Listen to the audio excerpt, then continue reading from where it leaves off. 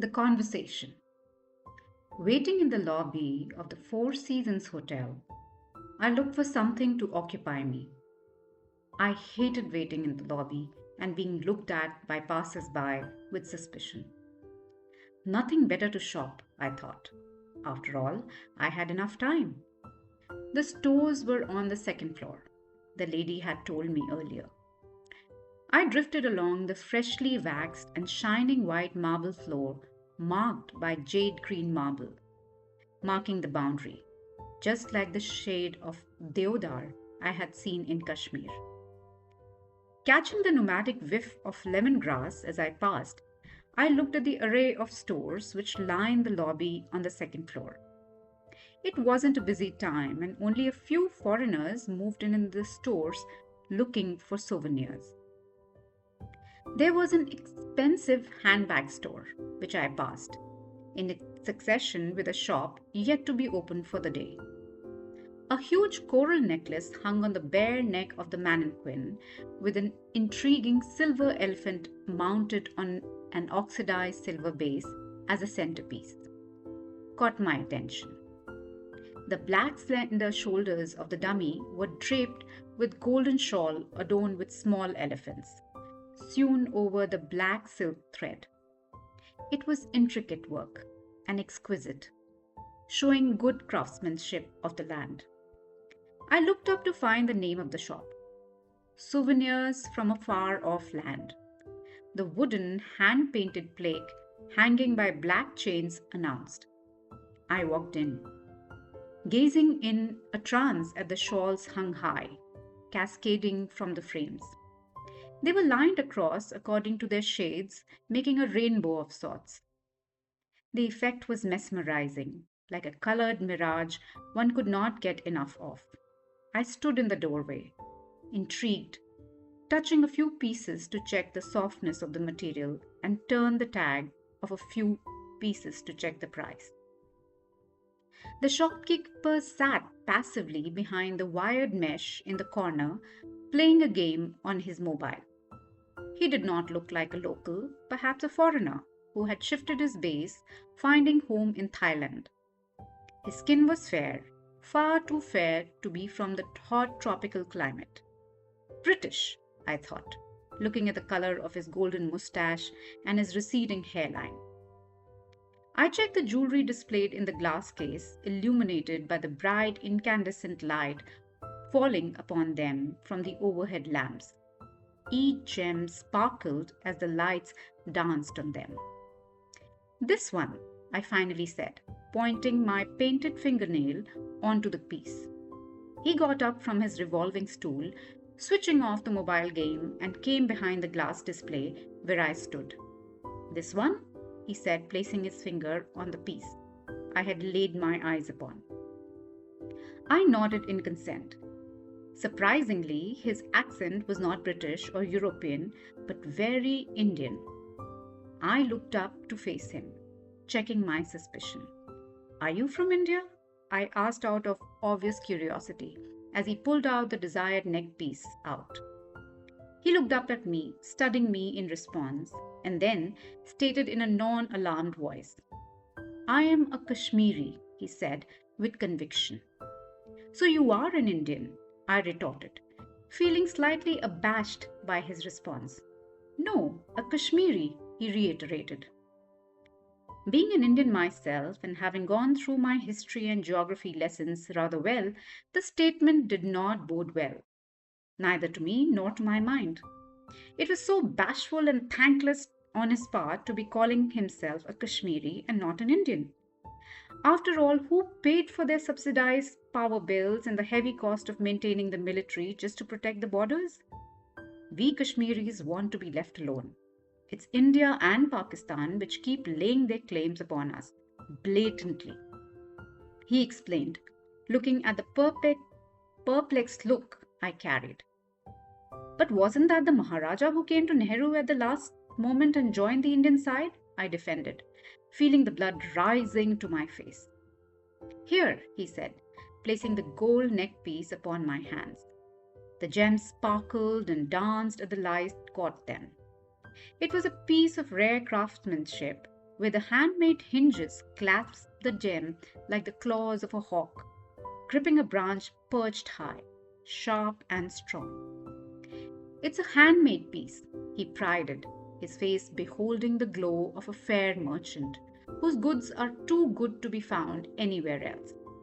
Very less karigar left to make such pieces, he prided. I looked at the mesh at the back of the minuscule rectangular tag, which said 22 carat to prove it was a genuine 22 carat gold. Most of the merchants use that to cheat on the quality, as there's no genuine way of knowing the purity until you burn the piece. I said, acknowledging his statement. Still a little perturbed by his silence on my previous question, I went ahead and prodded yet again. So you think Maharaja of Kashmir was wrong to join Nehruji? I voiced, feeling rather insinuated with the attitude he showed. I can't say much for Maharaja, but Kashmir turned into a battleground and a death house, he said calmly. My father had been posted in Kashmir in the year 1985. It was considered a non-family station then. He would come back during his sanctioned holidays, which used to get abruptly cut by trunk calls asking him to report back to base. They were trying times for us, when each of us prayed profusely before we went to bed each night for the fight to end. The times he was at home, he would tell us about the stories of bravado shown by the soldiers of Indian Army and the operations they carried out. My mother would always be nervous whenever there was a connect call from the base where my father was stationed, as she never knew what news it carried.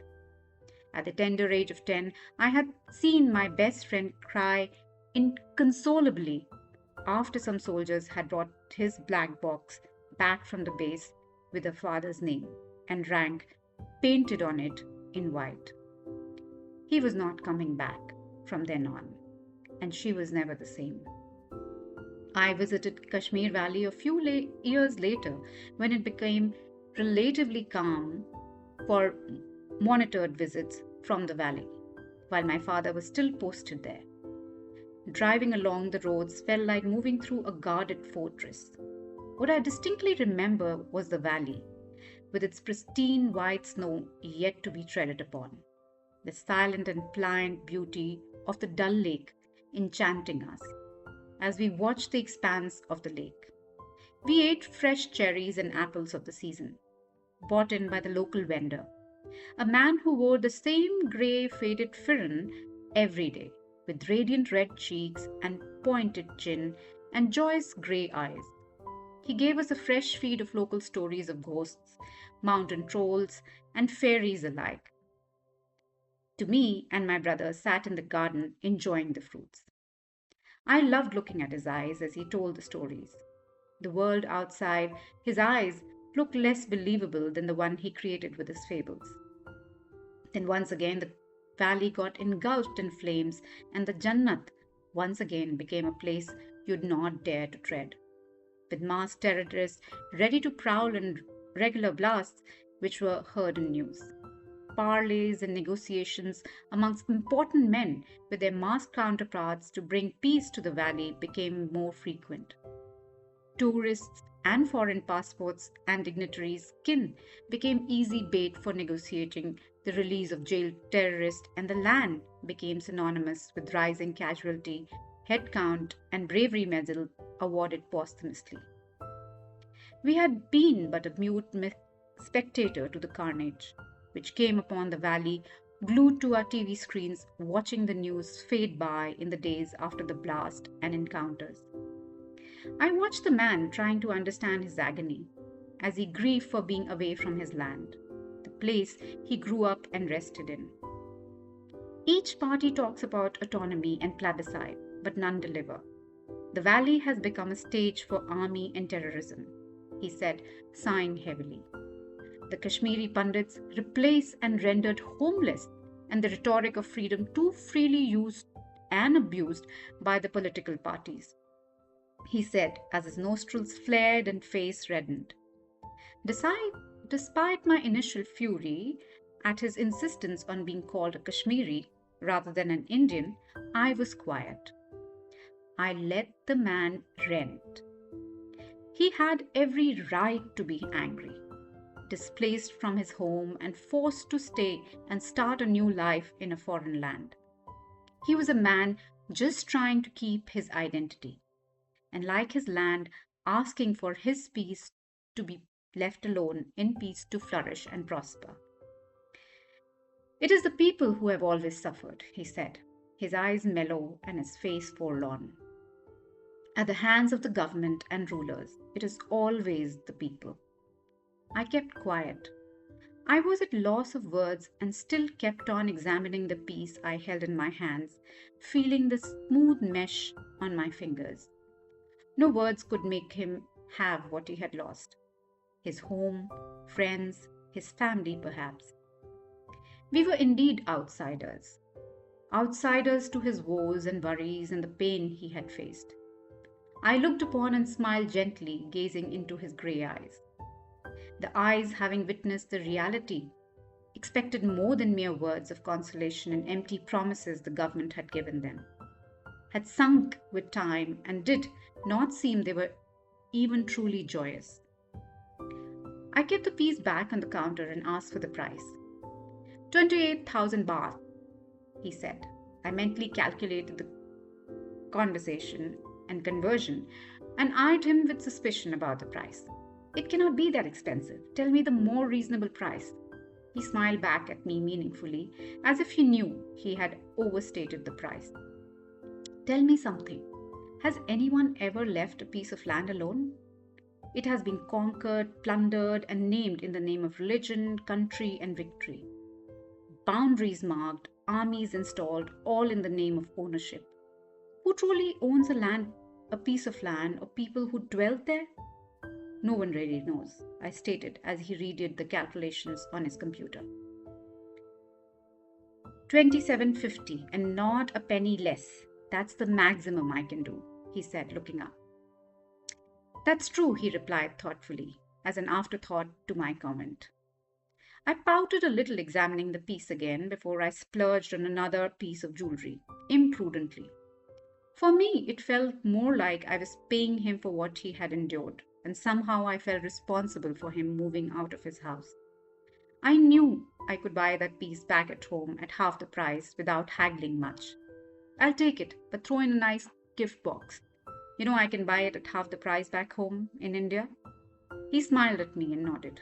He knew I wasn't lying. Kashmir, I said, as he picked up a lacquered turquoise mirror-lidded box and started to fix the piece inside, is a beautiful girl full of wealth and mystery, a dream of all men who lays eyes upon her, and all she wants is to be left alone. Do you think that's possible? Would anyone leave her alone no matter what she wishes? Instead, they would try to bind her and own her, and her wishes are of little consequence. I paid the money as he held out the box, placing it in a maroon muslin bag for me. Tied the strings together in a neat knot and smiled. You're right, no one would ever leave her, he said thoughtfully as I left the counter. I looked at him one last time.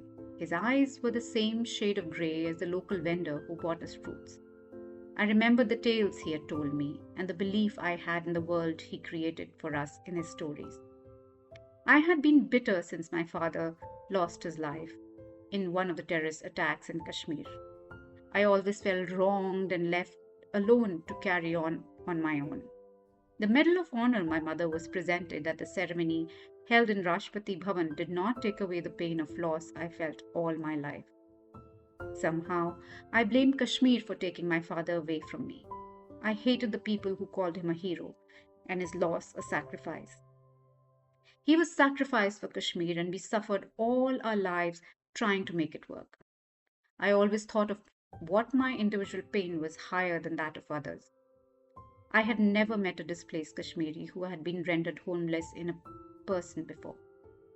Despite having different perspectives, we were so similar. We both had suffered at the hands of terrorists in our own land. Something had brought peace in me, a closure which I had never had till now. Just by talking to him, I saw a perspective which I had never wanted to see. I walked out of the door carrying a piece of my own country back to where it belonged. Only if I could do the same for the man behind the counter. Perhaps then it would have been more rewarding. But I guess some things are never meant to be. The displacement was a fact he had conceded with, and all he wanted was to be left alone in peace.